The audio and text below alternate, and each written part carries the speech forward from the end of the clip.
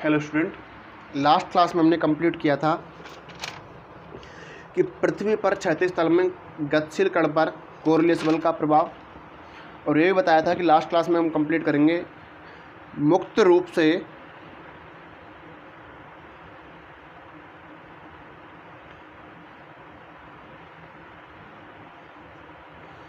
गिरते हुए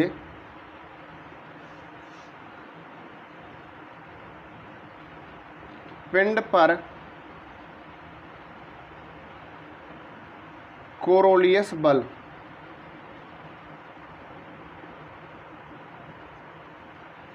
एग्जाम की दृष्टि से ये टॉपिक काफ़ी इम्पोर्टेंट है। मुक्त रूप से गिरते हुए पिंड पर कोरोलियस बल। तो पृथ्वी के केंद्र से लैम्बडा अक्षांश पर कण का कोणीय वेग ओमेगा बराबर omega cos lambda J cap plus omega sine lambda K cap.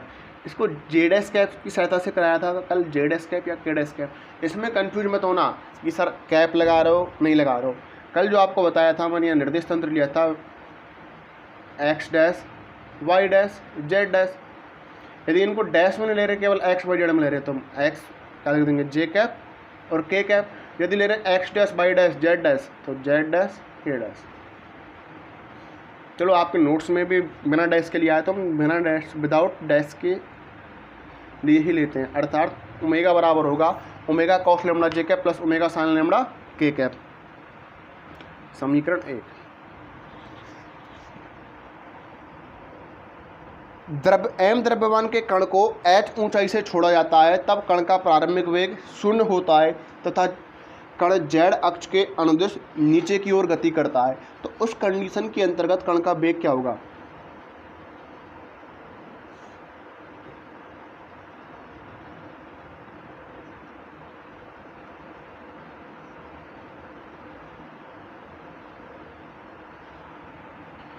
बेटा सभी जानते हैं गति का समीकरण v बराबर क्या होगा u plus A T. V बराबर u प्लस ए टी। प्रारंभिक वेग क्या है 0 और u क्या हो जाएगा, अरे a क्या होगा उसका त्वरण गुरुत्वीय त्वरण g t और दिशा क्या हो जाएगी हमारी k कैप, क्योंकि माइनस क्योंकि कहाँ आ रहा है हमारा नीचे की ओर। अर्थात उस पर जो कार्यरत बल होगा वो होगा b बराबर minus G T K cap. समीकरण 2। अब यदि हम कण पर कार्यरत कोरोलियस फोर्स का जो मान निकालते हैं Vc बराबर होता है हमारा -2m omega vector cross v vector. तो Fc बराबर -2m ओमेगा की वैल्यू है आपका omega cos lambda J cap plus omega sine lambda K cap into minus G T K cap. Minus minus क्या हो जाएगा प्लस। एफ सी बराबर 2m omega को भी बाहर निकाल लेते हैं 2m omega cos lambda J cap cos lambda G T J cap plus K cap sine lambda G T K cap cross K cap.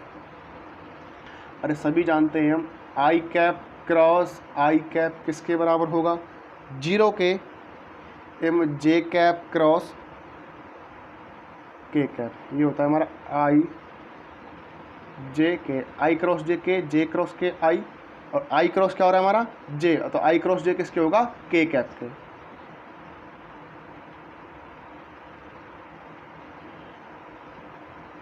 आई कैप जे कैप के cap, आई cross जे के जे cross के आई cap. तो ये हमारा जे क्रॉस क्या हो रहा है के कैप, तो क्या बनेगा आई कैप, और ये क्या हो जाएगा हमारा 0।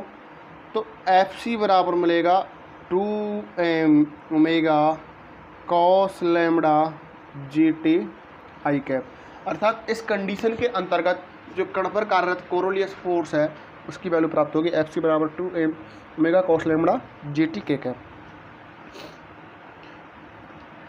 अर्थात आई कैप क्या शो कर रहा है कि जो कोरोलियस बल है कण पर, जो हमारा कोरोलियस बल कार्य करता है वो पूरब दिशा में कार्य कर रहा है। अब देखो बेटा,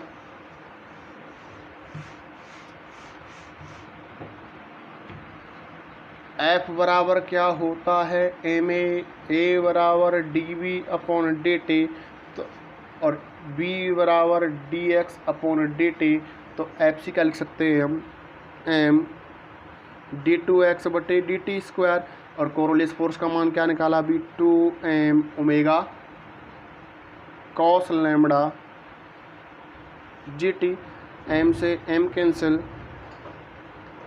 तो d2x बटे dt square 2 omega cos lambda gt। यदि मैं dx बटे dt की वैल्यू कब आएगी, इसका क्या करूं मैं, समाकलन, तो क्या मिलेगा मुझे, dx बटे dt 2 ओमेगा कॉस लैम्बडा किसके सापेक्ष होगा, t के सापेक्ष, g t स्क्वायर बटे 2 प्लस कॉन्स्टेंट a, 2 से 2 कैंसिल, या dx बटे dt इक्वल होगा हमारा omega cos lambda gt square plus 1 है, कांस्टेंट ए, कांस्टेंट कुछ भी मान सकते हैं। तो कांस्टेंट की वैल्यू निकालने के लिए क्या कहें, प्रारंभ में t बराबर 0 होगा, तो उस कंडीशन में b भी तो क्या होगा 0, अर्थात dx बट्टी dt क्या होगा 0। तो देखो dx बट्टी dt, अब इस समीकरण से देखो ये क्या हुआ 0, तो t बराबर 0, तो 0 प्लस a, अर्थात a बराबर क्या मिलेगा 0, क्योंकि ये था आपका समीकरण dx बटे dt बराबर omega cos lambda gt square plus a। जब t बराबर 0 तो b बराबर 0 है, dx बटे dt बराबर 0, ये क्या बना बेटा 0, या t बराबर 0 तो a बराबर क्या मिल गया 0। तो dx बटे dt बराबर मिलेगा बेटा omega cos lambda gt square. अब इस समीकरण का मैं पुनः समाकलन करता हूँ, तो क्या मिलेगा, x बराबर omega cos lambda G T Q बटे 3 प्लस बी की वैल्यू निकालते हैं, t बराबर 0 पर x बराबर 0, ये 0 तो b क्या मिला 0, अर्थात x बराबर क्या हो जाएगा 1/3 omega cos lambda G T Q. Okay,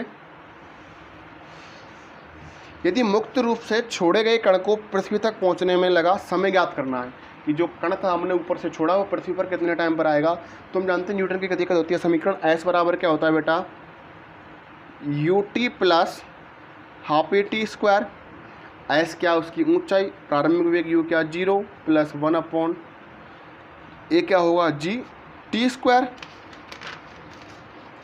या एच बराबर क्या मिलेगा 1 जी टी स्क्वायर। यहाँ से मैं टी का मान निकालूँ तो टी बराबर क्या मिलेगा बेटा 2h अपॉन जी। और जो x वाला समीकरण था आपका, x वाला समीकरण था, इधर देखो, x बराबर 1/3 omega cos lambda G T Q. यदि इसमें मैं t की वैल्यू पुट करता हूँ तो जो विस्थापन है वो क्या मिलेगा, x बराबर 1/3 ओमेगा कॉस लैम्बडा जी 2h अपॉन जी की पावर 3/2, या x यहीं तक छोड़ो। ये था हमारा मुक्त रूप से गिरते हुए पिंड पर कोरोलियस बल। यह एग्जाम की दृष्टि से काफ़ी इंपॉर्टेंट है, कई बार पूछ लिया गया है। नेक्स्ट टॉपिक है हमारा ऊपर की ओर फेंके गए कण पर कोरोलियस बल। अभी तो क्या था हमारा नीचे की ओर, अब क्या कर रहे हैं हम ऊपर की ओर, अर्थात ऊपर की ओर फेंके गए कण पर कोरोलियस बल, या पृथ्वी तल से ऊपर की ओर फेंके गए कण पर कोरोलियस बल।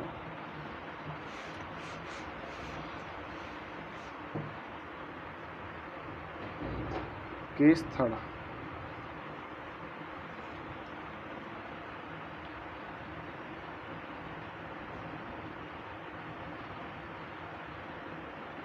ऊपर की ओर फेंके गए कण पर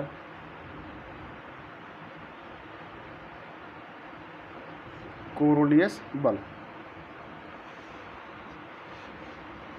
अब डायग्राम क्या हो जाएगा बेटा, उल्टा हो जाएगा। एच एक्स पृथ्वी के केंद्र से लैम्डा अक्षांश वाले स्थान पर स्थिर कण का कोणीय वेग ओमेगा बराबर क्या मिलेगा बेटा, omega cos lambda J cap plus omega sine lambda K cap. प्रेक्षण स्थल P से m द्रव्यमान का कोई कण अक्ष के अनुदिश, कौन से अक्ष के अनुदिश, जेड अक्ष के अनुदिश फेंका जाता है, तब कण का वेग v बराबर क्या होगा, u प्लस ए टी, और उसका प्रारंभिक वेग v naught minus G T. गुरुत्वीय त्वरण का कार्य करेगा नीचे की ओर, और उसकी डायरेक्शन क्या हो जाएगी, किसके अनुदिश, जेड अक्ष के अनुदिश के क्या। समीकरण 2, समीकरण 1, समीकरण 2। समीकरण 1 और 2 की सहायता से किसकी वैल्यू निकालनी बेटा, कोरोलियस फोर्स की। Coriolis force F C vector किसके बराबर, -2m omega vector cross B vector. समीकरण 1 और समीकरण 2 से किसकी वैल्यू पुट करें, ओमेगा और बी की, तो किसका माना जाएगा आपको, कोरोलियस फोर्स का। एफ सी वेक्टर बराबर -2m omega cos lambda J cap omega sine lambda K cap into V naught minus G T K cap. देखो इस के कैप का मल्टीप्लाई इधर भी होगा, के कैप का मल्टीप्लाई इधर होगा, के कैप इंटू के कैप क्या हो जाएगा, 0। तो इससे मल्टीप्लाई करने की कोई आवश्यकता नहीं है, हम जानते हैं आई क्रॉस आई क्या होगा, 0। जे कैप क्रॉस के कैप किसके इक्वल होगा बेटा, आई कैप के। जे कैप क्रॉस के कैप किसके होगा, आई कैप के।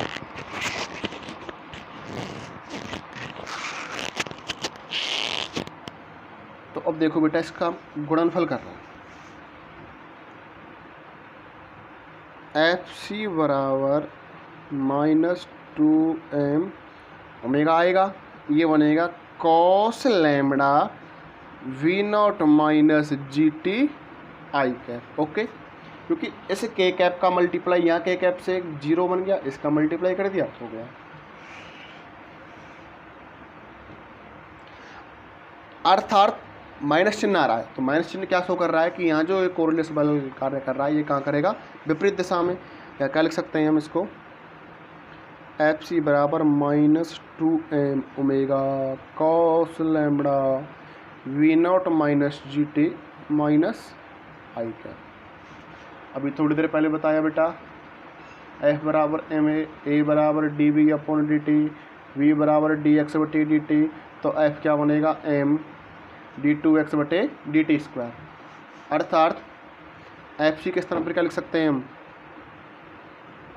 एम d2x बटे डी टी स्क्वायर, एम से एम गया कैंसिल, तो d2x बटे डी टी स्क्वायर,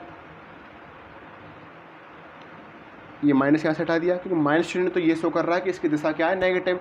तो हम इसको मैथमेटिकल सॉल्व करेंगे तो माइनस चिन्ह को नहीं लेंगे, क्योंकि माइनस चिन्ह तो यही बताता है कि हमारा जो कोरोलियस फोर्स है वो कहाँ कार्य कर रहा है, नेगेटिव दिशा में। 2 omega cos lambda V naught minus G T. अब मुझे डी एक्स बटे डी टी की वैल्यू कब आएगी, जब इस समीकरण क्या करूँ मैं, समाकलन।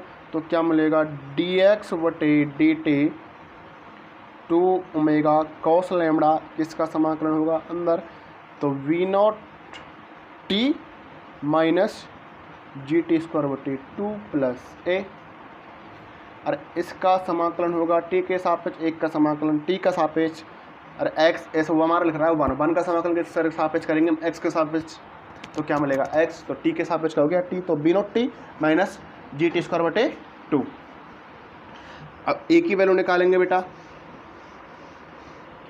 जब t बराबर क्या हो 0, तो उस कंडीशन में बी एक्स किसके बराबर होगा 0, या डी एक्स बटे डी टी क्या होगा 0, तो डी वाई बटे डी टी डी जेड बटे डी टी क्या होगा 0।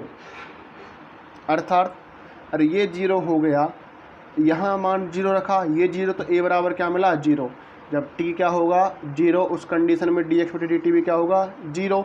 यहाँ t का मान 0, ये 0, तो a बराबर क्या मिलेगा 0। अर्थात dx/dt बराबर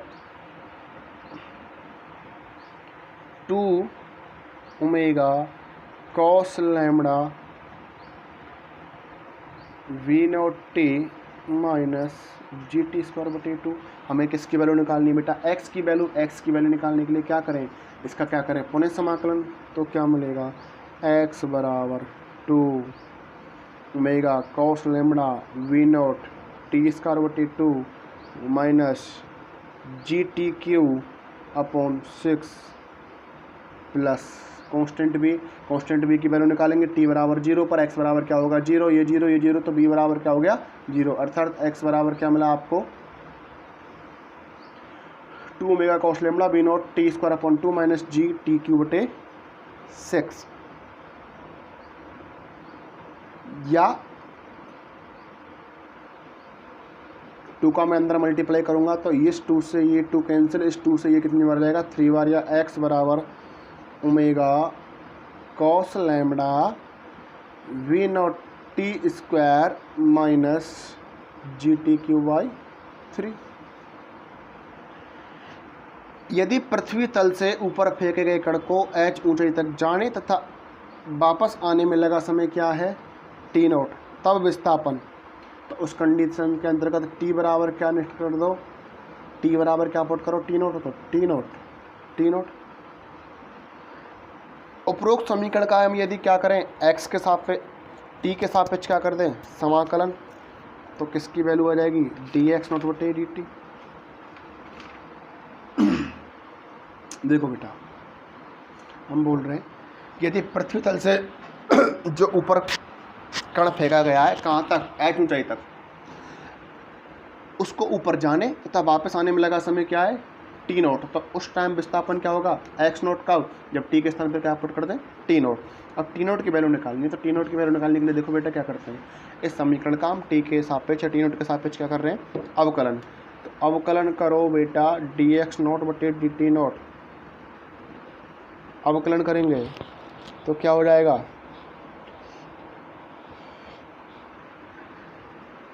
2 omega cos lambda v0t0 minus GT0²/2।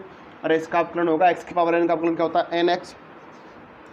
और प्रारंभ में पृथ्वी तल पर पहुंचने पर वेग, ये क्या है हमारा वेग, प्रारंभ में जब पृथ्वी तल पर पहुंचेंगे तो वेग बराबर क्या होगा 0। अर्थात ये वैल्यू किसके बराबर होगी 0 के। तो क्या मिलेगा आपको 2 ओमेगा कॉस लैम्बडा v0t0 वापस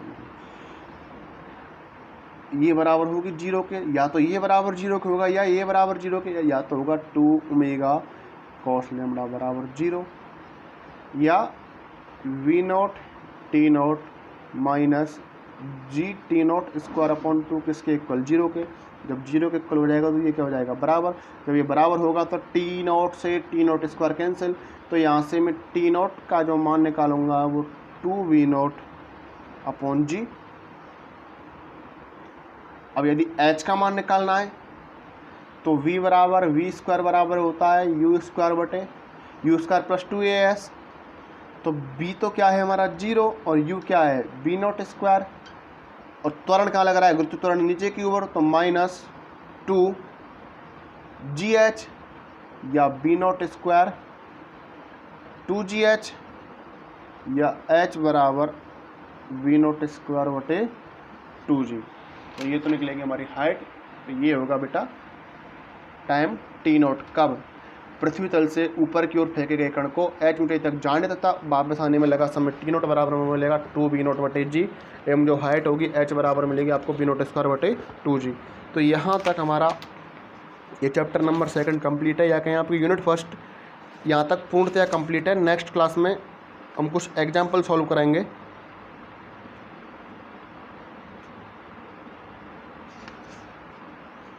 एक छोटा सा टॉपिक और कर लेते हैं बेटा, पृथ्वी के घूर्णन का गुरुत्वीय त्वरण पर प्रभाव। नहीं, यहीं से कंप्लीट है, यहाँ तक पढ़ लो आप, आपका काम कंप्लीट हो जाएगा। एग्जाम्पल हम नेक्स्ट क्लास में कंप्लीट करेंगे।